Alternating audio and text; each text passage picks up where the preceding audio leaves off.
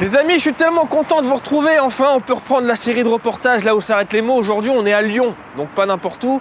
Et je vais vous faire découvrir l'instrument qui, à mon sens, est le plus mystique de tous les instruments, à savoir l'orgue. J'aimerais remercier notre partenaire qui nous permet de pouvoir produire cette série de reportages, à savoir Nomad Play. Nomad Play, c'est quoi? C'est une plateforme de partition de musique en ligne qui est adaptée à absolument tous les niveaux de musiciens. Avec l'intelligence artificielle qu'ils ont développée, vous allez pouvoir jouer d'un instrument, votre instrument, accompagné d'un orchestre depuis votre salon, en jouant à votre rythme. Écoutez, c'est simple, j'ai fait tout un épisode où j'entre dans le détail de cette plateforme. Je vous invite à le regarder, bien sûr, après celui-ci. En tout cas, moi, j'ai vraiment pu progresser et élargir mon champ de vision musicale. Vous avez toutes les infos dans la description. Un grand merci à Nomad Play. Et maintenant, place à l'épisode d'aujourd'hui.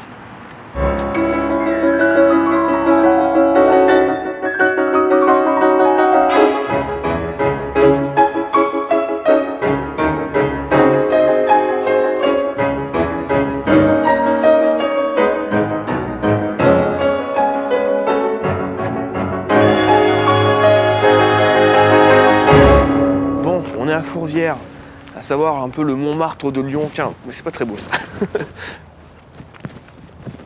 Vous avez bien dormi? Bah oui, vous aussi. On n'a pas dormi. J'aimerais monter une pièce en chevalière. Ouais, comme ça. Non, mais c'est un petit souvenir. C'est quoi la différence entre une basilique, une église, une cathédrale? Alors c'est toutes des églises en tout cas.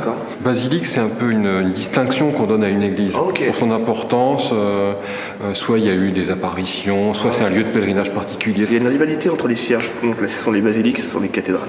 Et du coup, la sacristie, c'est quoi? C'est les bureaux, les vestiaires, c'est l'endroit où les prêtres se préparent pour la clergé, messe. Oui. Ah voilà, je commence à voir les petits termes. Ah, j'aime bien, il y a une ambiance. Hein. Waouh. Oh là là, la lumière est incroyable en plus. C'est un truc de fou. Mais c'est plus impressionnant que Notre-Dame. Hein. Moi, je suis rentré à Notre-Dame, c'est pas ça. Hein. Chacune à sa manière. Oh hein. là là là là là là. C'est un grand poste alors de pouvoir jouer ici. Oui, c'est pas mal, c'est pas mal. Si vous avez bien réussi votre carrière, quoi. Plutôt bien, quoi. Oui, avant de jouer, il faut se chausser. Ah, chausser au moine, non. Non, j'oserais pas. Et du coup, là, il y a un petit orgue. Ah, ça, c'est l'orgue. Alors. Ah, c'est là qu'on joue? Eh oui. C'est très différent, vous êtes quand même au premier rang pour faire le show quand même. Ouais. Et alors même, je vais mettre la clé USB. Ah ouais, ça casse un peu la beauté de... Oui. Il y a combien de possibilités différentes? Parce qu'il y a énormément de tirettes, il y a des pédales en bas. Ah bah là, alors de ce point de vue-là, c'est infini. Infini, quoi.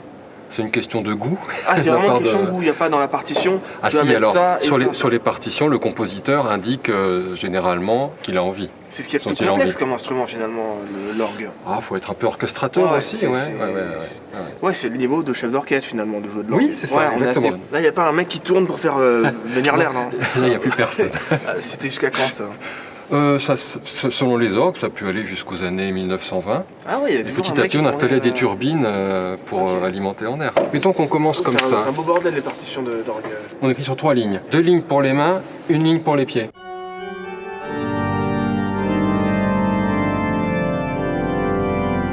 Je peux pas passer sous silence le fait que j'ai fait un dessin quand même. Ah, vous êtes artiste peintre aussi? Non, j'aime bien dessiner. C'est vous, ça? Oui.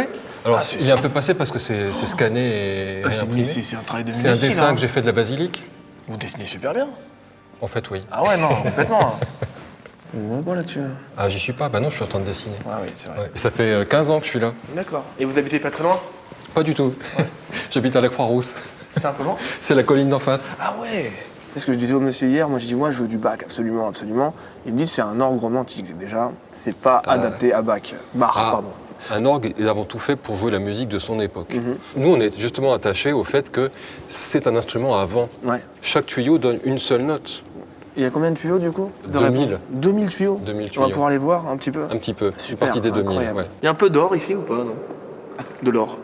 De l'or? Je sais pas si c'est du vrai or. C'est de la dorure. Oui, qui était doré. Mais... Ouais, c'est de l'or ça. J'oserais vous demander, est-ce que vous êtes capable de jouer tout bêtement une symphonie de Beethoven à l'orgue? Juste comme ça, histoire d'avoir un peu ce rendu chef d'orchestre dont on parlait tout à l'heure. Ça serait intéressant. Je sais pas ce que ça va donner. Ah, ça va être magnifique ça.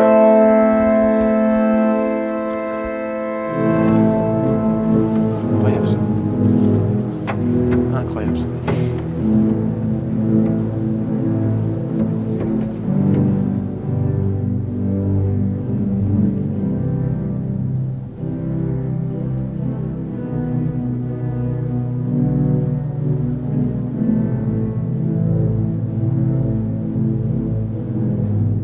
sont accrochés dans les tuyaux là-haut, là, dans les orgues. Alexandre Astier qui disait ça. Il a fait un petit reportage sur les orgues. Il dit oui, les organistes, ils accrochent leurs saucissons. Ouais. Il y a des orgues où, dans le sous-bassement, il y a un frigo pour l'apéritif. C'est un garde-manger. Il y a des tribunes où il n'était pas rare de voir une fumée s'échapper. En attendant de jouer, l'organiste fumait, oui. Oh là là là. Putain. Regarde ça, mec. Il y a combien de tuyaux ici, là? Eh bien, la moitié, donc 1 millier. 1 millier de tuyaux. Incroyable. Tout le son qu'on entend, c'est ça, quoi. Exactement. Faudrait être là pendant qu'on joue. Là, il faudrait mettre des bouchons d'oreilles. Ouais, c'est un bordel si on est là-dedans pendant que ça joue. Ah, c'est terrible, c'est terrible. T'as vu, t'as des formats minuscules, des petits tuyaux, format de cigarette. Bon, on est d'accord qu'il y a un côté mystique dans l'orgue, quand même. Ah bah oui. C'est l'instrument, moi je considère que c'est l'instrument le plus mystique qui soit.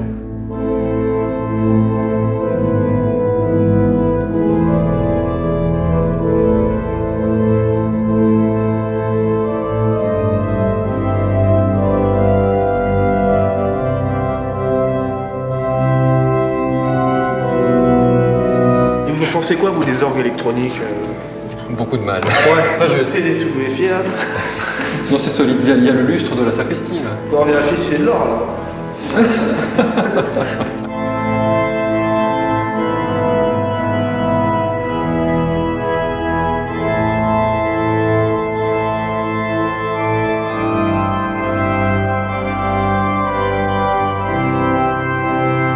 Ça, c'est le réservoir de ce côté-ci. Il y a un énorme billard. Il y a des briques dessus parce qu'en fait, quand le réservoir se remplit d'air, il faut que soit maintenue une certaine pression.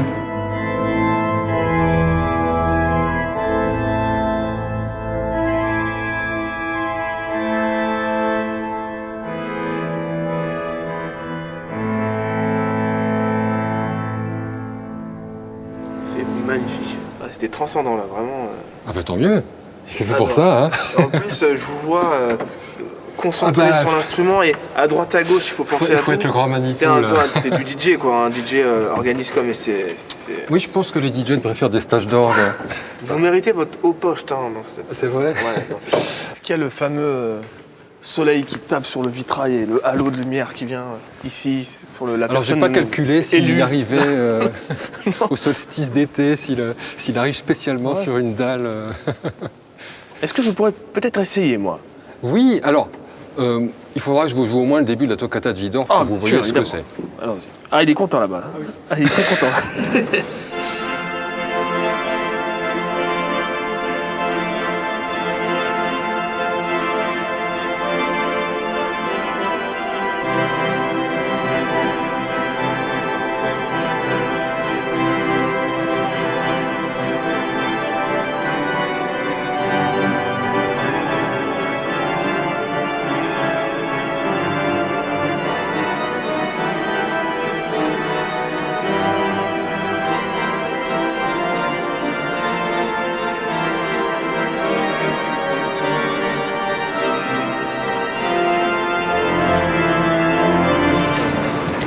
C'est beau là.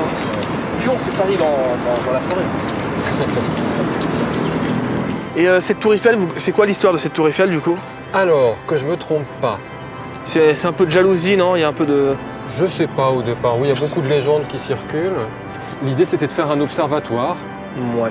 un peu comme la tour Eiffel de Paris d'ailleurs, qui a servi d'abord juste de tour. Quand on monte à gauche, c'est la colline de la Croix-Rousse, D'accord.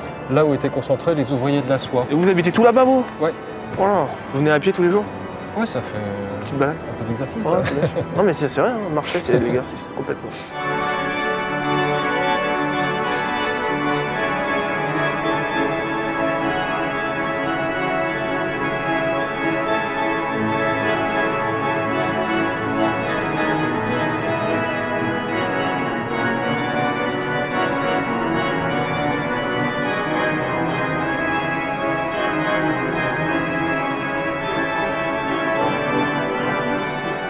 Ici, on appelle ça le bureau de l'architecte. Elle a été construite quand cette basilique? Le chantier a commencé dans les années 1870. Ah, c'est très très récent. Ah oui, oui. Religieux, c'est quand même Ah ouais. récent. Alors, en gros, achevé en 1896, mais en fait, chantier continuel. D'ailleurs, elle n'est pas terminée. C'est pour ça que l'extérieur paraît un peu rude, un peu comme une forteresse, parce que toutes les sculptures extérieures n'ont pas été réalisées. Ah, elle est inachevée encore. Mais en fait, l'architecte, c'était son rêve depuis les années 1850. C'est un ami à vous? Pas à ce point-là. Et puis il a fallu la guerre de 1870 pour que les Lyonnais fassent le vœu de dire « Ah, si la Vierge nous préserve de l'arrivée des Prussiens, alors on construira la basilique ».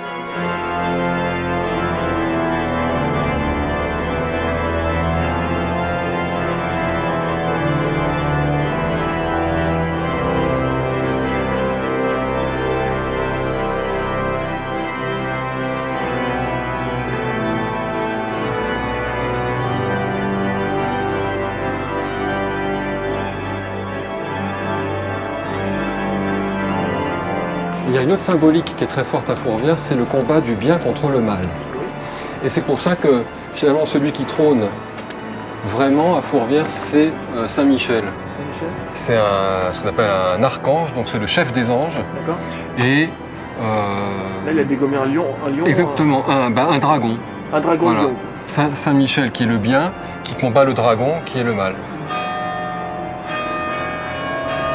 Il a terrassé, quoi. Oui, exactement. Exactement. Grande victoire, Saint-Michel, bravo.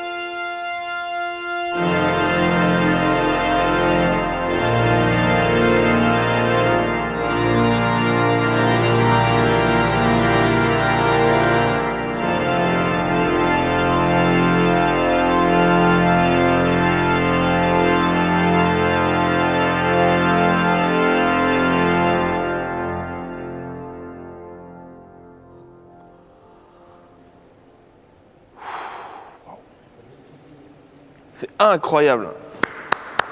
Il ne faut pas quitter Lyon sans connaître le nom de Widor. C'est un compositeur local?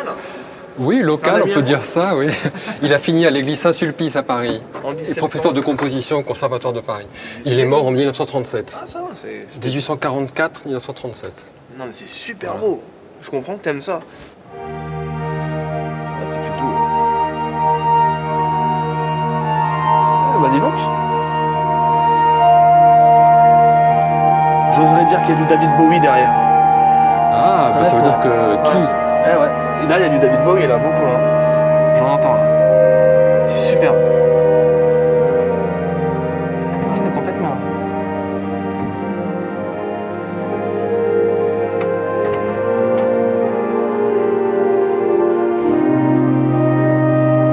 Ah, c'est beau, hein. Alors vous vouliez essayer? Je veux bien. Ah, mais ça marche plus. Ah ben parce qu'il faut mettre des jeux. Ah, je vais mettre dessus. Et voilà. Tiens, un peu de ça et hop. Ah ouais? Comment dire? J'ai fait un peu n'importe quoi là. Bah c'est-à-dire oui, il faut composer un peu sa sauce quoi. En fait, un peu quoi que tu fasses, c'est joli aussi. Il y a un peu ce côté-là avec là.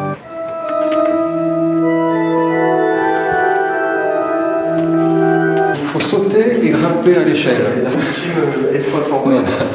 C'est ma plaisanterie coutumière quand je passe ici. C'est un plaisantin. T'es encore plus puissant quand t'es là. Là, je suis le cardinal directement. Et jouer du Chopin sur un orgue, ça donnerait quoi? Alors là, il faut faire complètement autre chose. Qu'est-ce qu'on pourrait faire?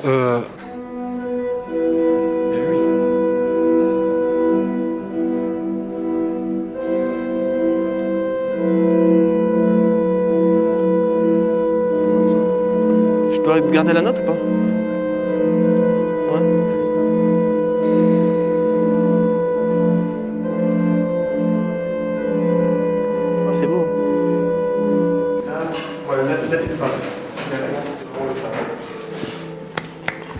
Porteur, hein. C'est une basilique qui est dédiée à la Vierge. Ouais. Ok. C'est plus la Vierge que Jésus finalement. Ah, alors, là, c'est un grand débat. C'était une des raisons de la scission entre les protestants et les catholiques. Ah oui, c'est ça, oui. C'est ceux qui reconnaissent la Vierge et ceux qui ne reconnaissent pas la Vierge. En gros, oui. Pour eux, la Vierge, c'est sympa, mais c'est pas... Voilà, en gros. Ouais. À l'époque, ils devaient considérer que les catholiques, ils la rendaient un petit peu trop divine. Oui, quoi. c'est un peu trop divine. Oui, messieurs. On continue de Fort Boyard.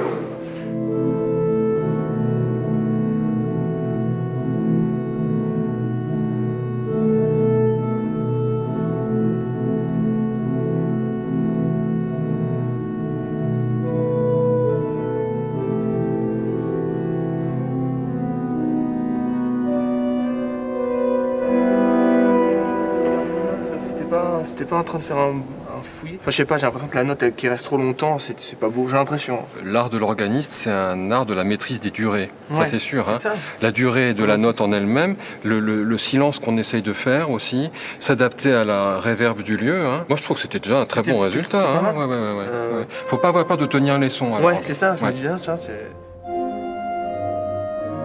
D'abord, on soulève la marche pour éteindre le moteur. Le truc va rentrer dans le sol. Alors non, les orgues de cinéma faisaient ça. Ouais. Attention, alors là, c'est le moment crucial. Ah oui, d'accord. 1, 2, 3. Combien il vaut cet orgue? Combien de millions? 1 million, 2 millions par là. Ok, on n'est pas dans les 20 millions. Ah non. Pas à ce point, mais c'est comme 2 millions. Ouais. La restauration, je pense pas que ce soit un secret. C'est de l'ordre de quelques centaines de milliers d'euros. D'accord. On enlève tous les tuyaux normalement pour les restaurer un par un. Et c'est pour combien de temps la restauration d'un orgue? Ça a pris une année, quelque chose comme ça? Ben là, il a fait 2 tranches de 1 semestre chacune. Ouais, c'est normal qu'il prend son petit 100 000 euros. Oui, c'est normal. En tout cas, Yves, merci infiniment pour cette super visite, pour le jeu, pour la découverte. Je pense que les gens vont bien aimer cette vidéo. J'espère. C'est un grand plaisir. Merci beaucoup. Encore un grand merci à la Basilique de la Fourvière de nous avoir reçus. Merci à Grésini Project qui a pu organiser le rendez-vous. Et aussi merci à Nomad Play de nous suivre dans l'aventure. Je vous retrouve bientôt avec un nouvel épisode. Très content que vous soyez toujours au rendez-vous. Je vous fais de gros bisous. Merci Lyon, magnifique.